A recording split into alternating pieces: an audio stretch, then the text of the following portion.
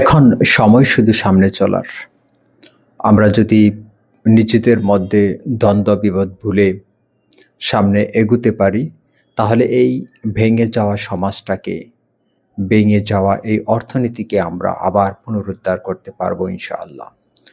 সরকার এবং বিরোধী দল আশা করি সমন্বয় করে কাজ করবে।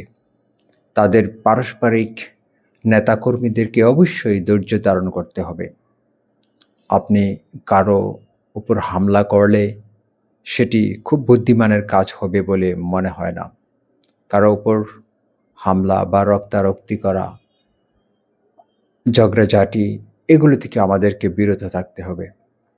কারণ আমাদেরকে মনে রাখতে হবে, বিগত সময়ে আমাদের দেশ থেকে প্রচুর পরিমাণে সম্পদ লুট হয়েছে। দেশের একটি ভঙ্গুর অর্থনীতি রয়েছে, সেই ভঙ্গুর অর্থনীতিটাকে আমাদেরকে দাঁড় করাতে হবে। এদেশের ভিতর যেই সম্ভাবনাগুলো রয়েছে,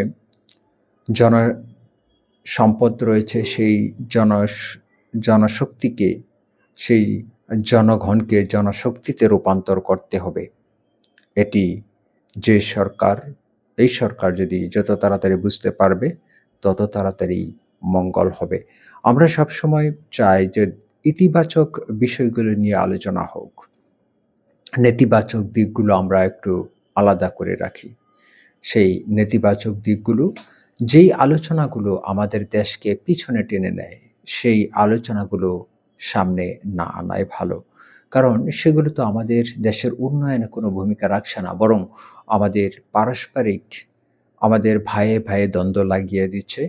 আমাদের এক দল আরেক দলের ভিতর দ্বন্দ্ব লাগাচ্ছে, ঝগড়াঝাটি করাচ্ছে, মাঝখান থেকে ফায়দা লুটে নিচ্ছে বিদেশি কোনো মহল। সুতরাং আমাদের সকলকে পারস্পরিক শ্রদ্ধাশীল হতে হবে, সহনশীল হতে হবে এবং পরামর্শের ভিত্তিতে কৌশল নির্ধারণ করে দেশের অর্থনীতিকে সামনে এগিয়ে নিয়ে যাওয়ার উদাত্ত আহ্বান জানিয়ে শেষ করছি। আল্লাহ হাফেজ। আসসালামু আলাইকুম ওয়া রাহমাতুল্লাহ।